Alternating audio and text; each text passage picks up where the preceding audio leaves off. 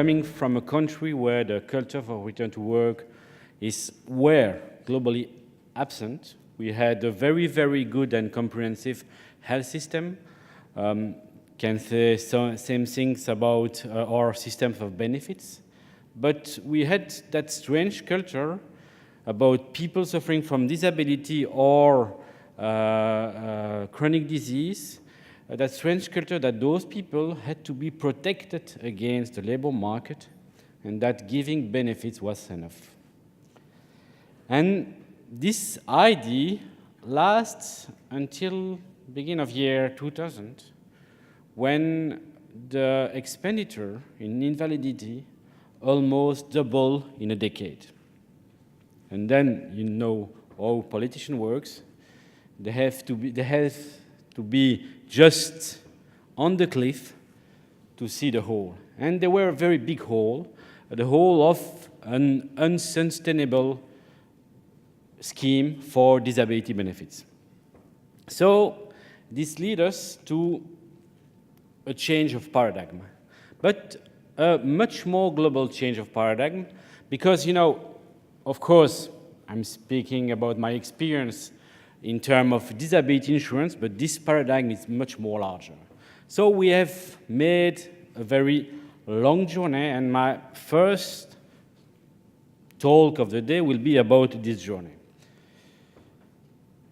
If we look at the timeline of the social security institution, we can say more or less that the history of social security begins with the first industrial revolution. This lasts until the year 60s, I would say, with the increase of the service industries.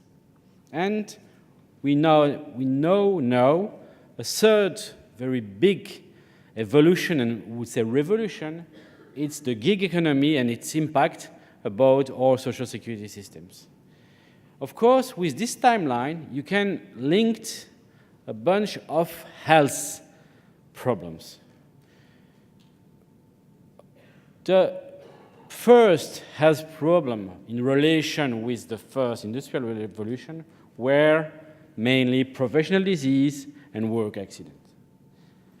And to look or to make you imagine about how long but how incredibly difficult to apprehend was this journey, is to think how was the health condition, or where the health condition of the mine workers, speak for Europe, in the 19th century, and how are the health condition of the gig economy workers in 2018, and of course in our future. There is also, and we must also speak about the change of paradigm in terms of disease. And you know, we are living in a very industrial world. We are most of all coming from industrial country, knowing a very big and very interesting evolution in terms of growth, of prosperity. And probably that my speech will be very centered on that reality. So apologize if it's not more global, but it's important maybe that time to have a focus on that. And my focus on that is that to look after this evolution between the professional disease, I would say related to pulmonary problems, the work accident that occurs in industry, towards the big question of the global impairment we know at this time for not only people from the gig economy, but for all the workers. And the crossover between those two periods is the increase of two kinds of disease that have all globally changed our vision of health at work. It's the increase of the mental health issue and the increase of the musculoskeletal disease. For schemes that the one I managed, it was totally incredible, because if you take these schemes 40 years ago, we had a very, very small level of, paying benefits, paying and receiving claim for mental health and musculoskeletal disease. Most common diseases were, heart attacks, stroke, cancer, and the proportion of the mental health issue and the MSDs was turning around 15 to 20%. Now, we are receiving 40% of the claims we receive are about mental health issues. So it really changed the reality, and it changed also our work, our way of thinking, the way we need or the way we must see the reality. And we have to figure out this change of paradigm. So where are we now? We are in a world, and Jochen explained it very well, we are in a know that we may know maybe few things, and that remains a lot of interrogations. We know some global trends. In labor market, I will take two global trends, two very important global trends. The first one is the self-employment issue. Already apologize about the fact that my speech could be very European-centered, but if you look at the evolution of the labor market in Europe, there is also another journey. The journey of traditional work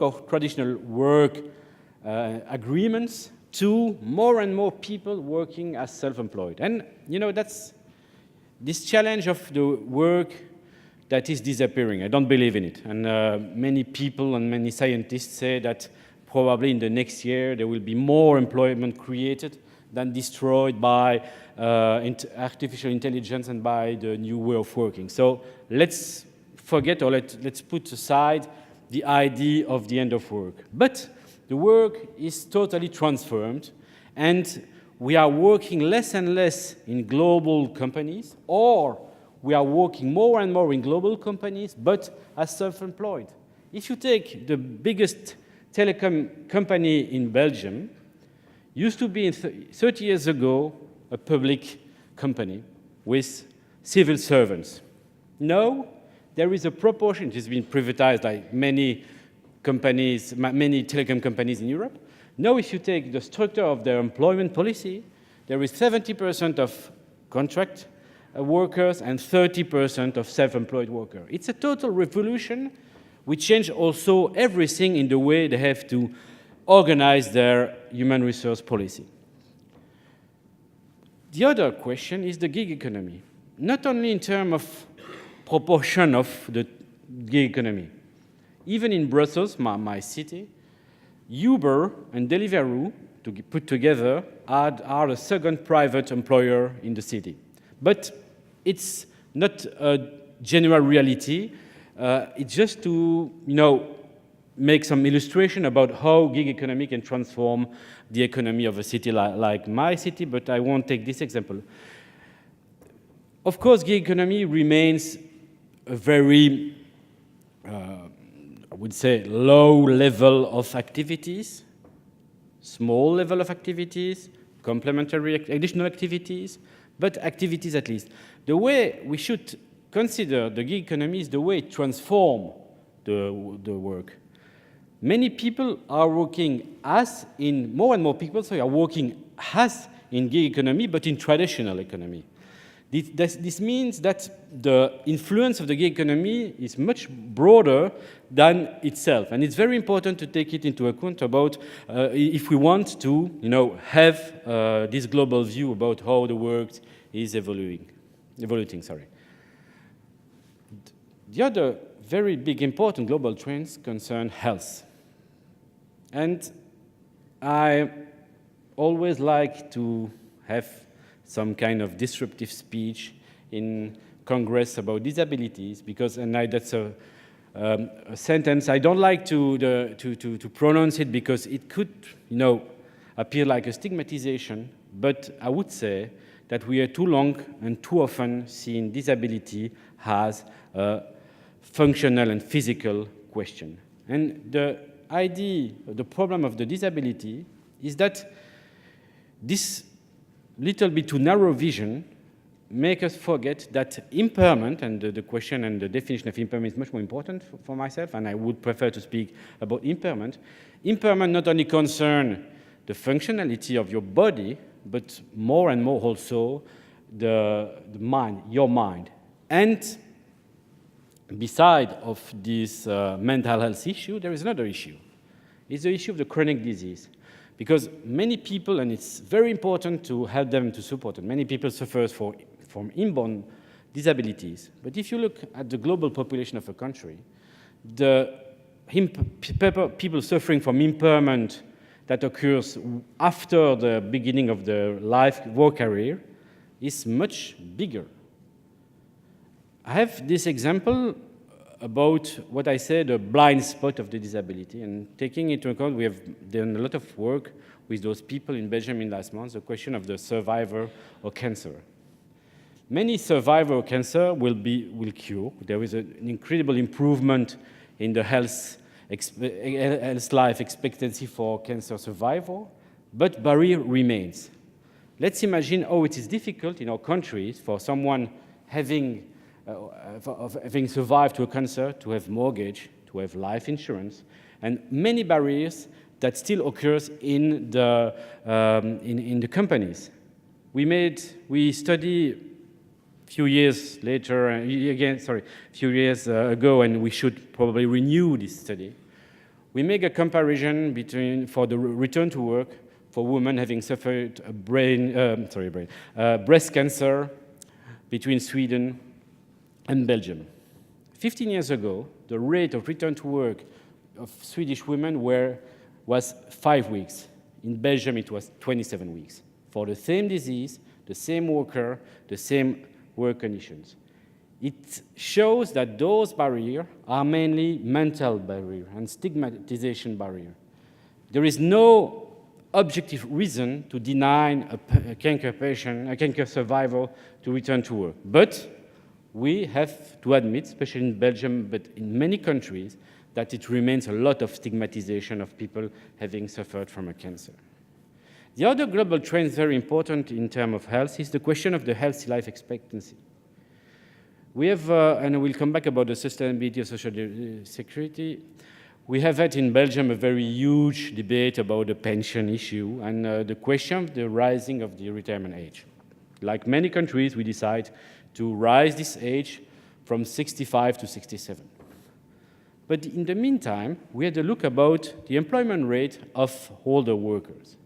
And we realized how bad was this rate for workers between 59 and 65.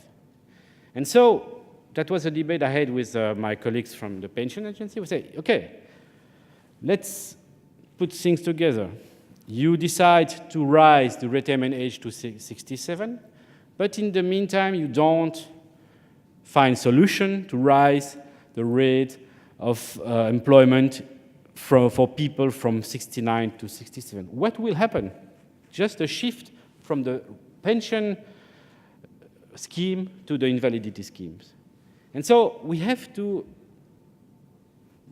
have this discussion, this debate about social security. It's very important, but we cannot hide the question of the healthy life expectancy that is not, since a few years, following the rise of the life expectancy. And so the calculation based on, and the forecast for the social security only based on life expectancy without taking account the healthy life expectancy is, from my point of view, a big mistake from many politicians. That leads me toward the idea that we are living probably longer and longer, and that's good, but not in better health conditions, because there is some kind of disruption between the progress of the medication, the progress of the science, the progress in terms of healthcare, but also the many barriers that remains for the inclusion and the participation of older people in the labor market and in the society in general. And as a social security professional, I cannot hide this problem and say that we face two problems, two big issues.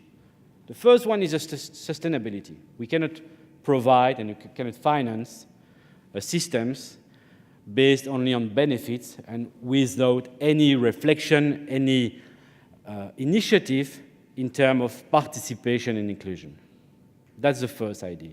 There is no social security system that could be sustainable without a very strong attention on these problems. And the second issue is the transition. I already spoke about it when I take the example of the pension issue. The transition between schemes, between unemployment schemes, invalidity scheme, and pension schemes is, my point of view, in the next 20 years, one of the major challenges for social security professionals. And we have to find a continuum, a coherency, and many bridges between those systems that are currently organized in silos.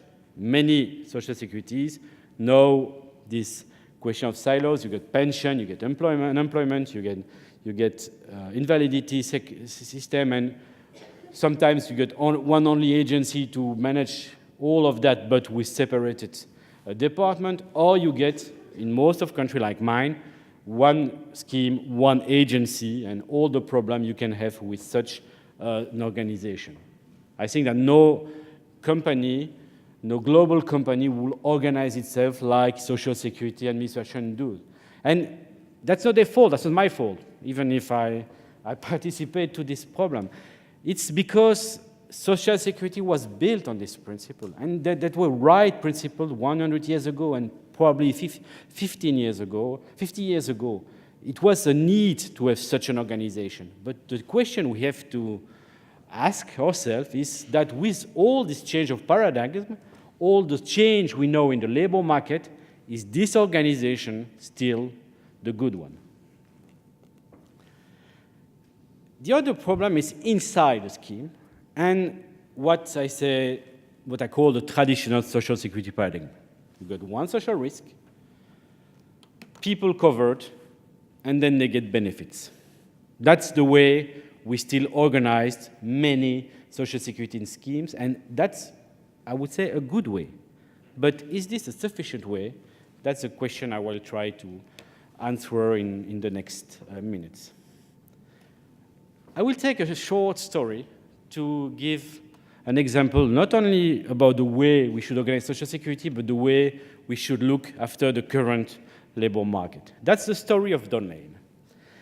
Don Lane was a 53-year-old man living in Christchurch in Dorset, UK, was working for the well-known parcel company DPD. He was self-employed, no sick or holiday pay, no sick leave, and suffering from diabetes. In July 2017, Don received a £150 fine by DPD. Why? The reason was simple. He took one day off to visit a specialist for his treatment. Between July 2017 and January 2019, he collapsed 3 times during his working hours.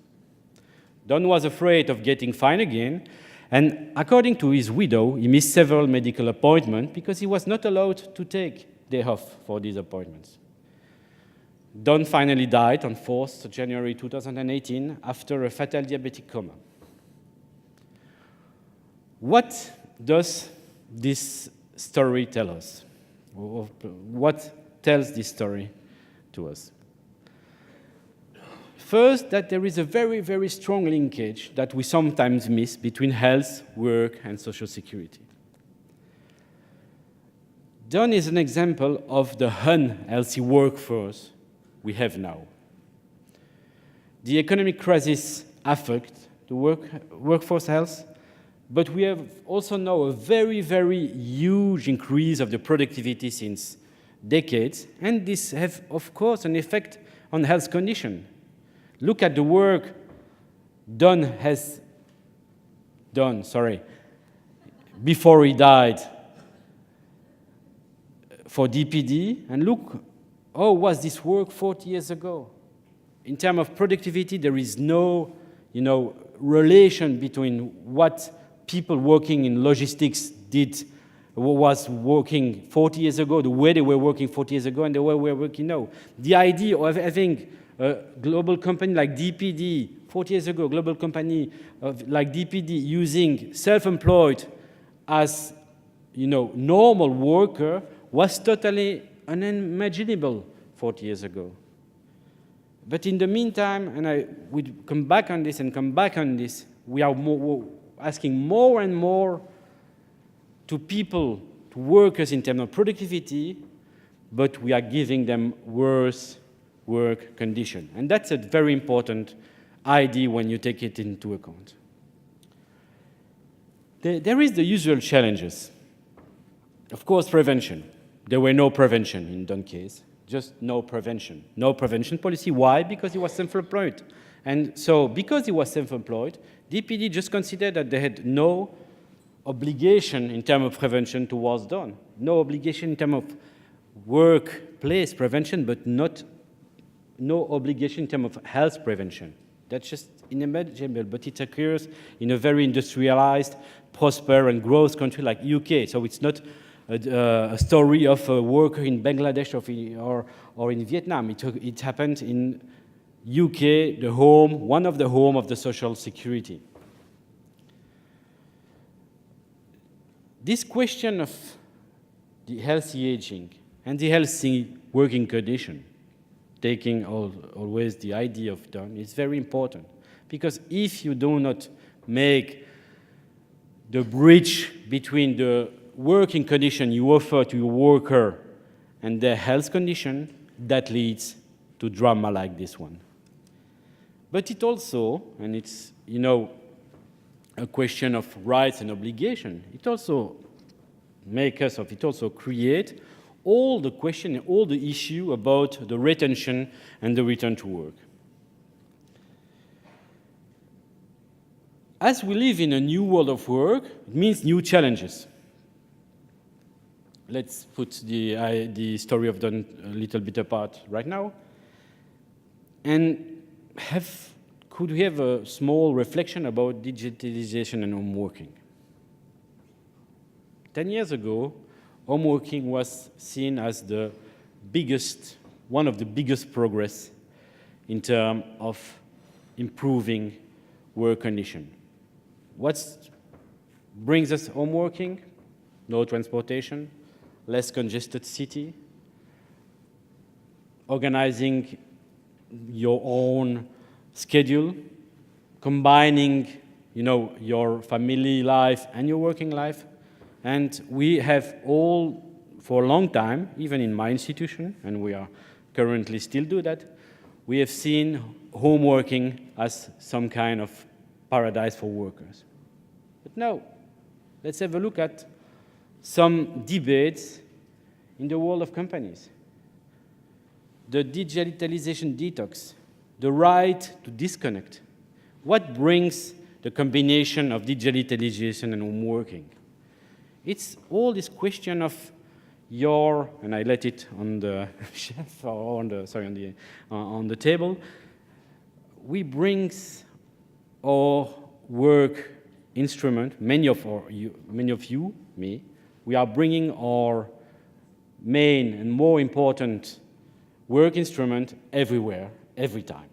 We sleep with him. We sleep with it. Sorry. We sorry. We take it. We are traveling with it. We are going in holiday with it, and many other activities we are doing with it. But did you ever figure out what kind of effect this, link we have with this instrument had on our health? Many studies are, ongoing on this question. First studies and first evidence show that in some cases, home working make or lead to some loss, not in terms of productivity, but in terms of health condition. And with a big paradox, you are working home, it's supposed to bring you some improvement on your working condition, but on the other hand, it creates some kind of insecurity in terms of health condition. And that's a reflection we have to develop on the impact of the gig economy will have on our way of working. Home working is not the child of gig economy, but it's, I would say, a side effect of the idea that we can work that everyone can now work like a platform worker, employees or self-employed in that condition, everywhere, every time. And it has also considerably transformed the way we organize the relationship between employers and employees.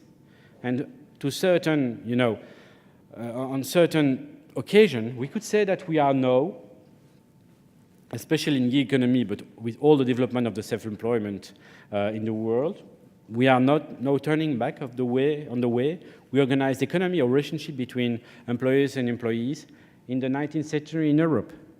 The employees are selling their workforce to the employers. Just that's it, and that's the idea how Deliveroo, Uber, and many more companies are now working. And what's bring us as challenge for social security and, of course, for disability management? Back to the question of Don Lane. Don Lane was a total blind spot for social security. Why? Because he didn't have a social security. And so when we see this business case, people suffering from chronic disease like diabetes, there is a need to really improve not only the coverage, I will come back afterwards on that, but the sickness absence prediction and management. In that situation, for that story, there was not just simply no sickness absence prediction and management by DPD. We need to improve the medical assessment. My deliberate is answering to questions from MEPs saying, oh, there are too many people suffering from invalidity, you are giving too much benefits, many of them are not even sick. Why not? That could be, it's important to address this issue. We all know that when we speak about health condition and social security, there is a certain level of fraud. But to fight this fraud, the idea is not to give lower benefits or to restrict the access to benefits, but to improve medical assessment, to have the right sickness absence for the right people. And we need more evidence-based medicine in that field and more agility, because, and Malaysian colleagues brings this idea to us, the artificial intelligence can bring us many improve in the treatment of sickness absence. We have to improve the transition with labor market. As I said, job retention, and of course the issue of disability management, what will, give us many ideas and many discussion in the next 3 days. It means, as I said, that there is a need to improve transition with other social security schemes. It means that when we speak about disability management, it's not a question of unemployment benefits, worker compensation, professional disease compensation, or disability benefits. It's a global issue. When you broke your leg, what difference does it make if you broke this leg, in terms of return to work, of course? What difference does it make if you broke this leg on your way to your work? In Belgium, it's covered by the work accident scheme, or at home, or by skiing. The issue of return to work is the same, and it's the same for many, many issues. And so we have to disconnect the idea of benefits. I have no problem with the fact that there is different benefits for different social risk. But when you take into account the question of return to work, the worst idea is to make different schemes and create new silos between victims from work accidents, victims from private accidents, victims from professional disease, and victims from private disease. This is a total nonsense. So it's important to breaking also this barrier and to create one single scheme of return to work and disability management. The question of coverage is linked also to the question of the future of disability management. I pronounce maybe too much those six words, self-employment, gig economy, worker status, but if you take into account the question of bikers from Deliveroo, or any other company. I won't make name and shame, and some companies, even those companies are trying to do something. But which social security scheme in which country does now offer the same level of protection to those workers than to workers from the traditional economy? Got some example, very rare, and outside Europe, and again, I turn to Malaysia, because it was, from my point of view, the first country, or one of the first countries, to offer this coverage. And there's a need for that. So the question of coverage is very important, because everything starts from the coverage. If you don't cover people, you cannot offer them return to work scheme and disability management. The limitations. Again, do we need to limit our vision to work-related accidental disease? The starting point of this journey is very important, and I want to acknowledge it. Everything starts from worker compensation organization.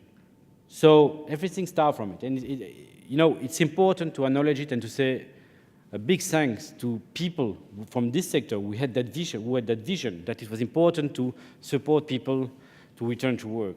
But now the issue is to globalize it and to mainstream it in all social security schemes. And to see the medical risk and this issue as a global issue. We have also to think about the new risk created by the new ways of working. I had very strange feeling by reading an article a few months ago about the relationship between robots and humans, creating new mental health problem. It's the question of the interaction between the robots and the human in a company is another blind spot. We are using more and more robots. We will use more and more robots. We will use more and more artificial intelligence. So those robots are not only to reproduce human activities, but they will have some kind of intelligence. And it creates a real problem of interaction. So it means that, and you can have many thoughts about it, it creates new risk, and we have to foresee and forecast these new risks and integrate it in all our social security vision. Also, more question for politicians, for social security institutions. Also, it leads also us towards a new benefit structure. And I share the vision of Jochen Bohr about the basic income. It's a wonderful idea, but when you want to practice it and you want to make it, to organize it in the current paradigm, and even with the change paradigm, it will be quite difficult because, of course, it's the total opposite that I'm trying to explain you. My idea is that Social Security is no longer only benefit system. It's a more global offer, a more global supply to people. If you reduce the idea of benefits to only a universal basic income, it erases all the reflections and all the ideas we have about this idea of a global approach of Social Security, more mainstream and also based on service delivery. But, again, we cannot hide or stay seated and say, okay, just do what we do since 150 years. No, maybe the future, one of the future issue, or one of the issue of the future for Social Security is to simplify the benefit structures and probably go for a more integrated management of the benefit structure. The disability management, and that was the journey we made in Belgium, and we have some much more concrete session than the one I'm doing during these days, so I really advise you to assist it. The disability management issue disrupts our social security traditional paradigm. As I said, the social security traditional paradigm was based on the idea of benefits and giving benefits. Then you had the idea of rehabilitation and job coaching services that an employment agency provide to unemployment beneficiaries. After that, we extend this idea of rehabilitation, of course, to people suffering from chronic disease and disability. And you have more and more the idea of individual support, which is very important. The question, the work or the future of work for social security institutions is not only claim management, but it's case management. It's integrated case management from the claim to the return to work, in this case particularly, integrated all the actions that has been taken, that will be taken for the beneficiaries from, the healthcare insurance to the return to work programs. It's important to have an integrated view and a global view, and that is case management. And that's a major disruptions, good disruptions, that disability management provides to our social security system, especially in Belgium. So, disability management and social security, I would say this issue is quite easy. First of all, it's a social right. It was of my biggest regrets because we were almost, so European Union adopted a very ambitious European pillar of social rights, and rehabilitation and disability management were among the first version of these documents. And the idea was to proclaim the disability management and the rehabilitation as a social right, like the right to employment, like the right to healthcare. Since 1 year, I'm searching where the problem occurs. It came from the European Commission, transit from the European Parliament, and disappear. It's a pity, but the idea is still working, and the European Parliament adopted a very important and very interesting report on this question, saying, very, in a short way, saying that return to work is a normal social right. It's a social service. It means, as I said, that it has to be integrated in all the service provided by the social security agencies. It's very important to understand that my work, your work, if you are working for a social security agency, is not only a financial management of the claim. It's a much more global way of working. And we must provide this service.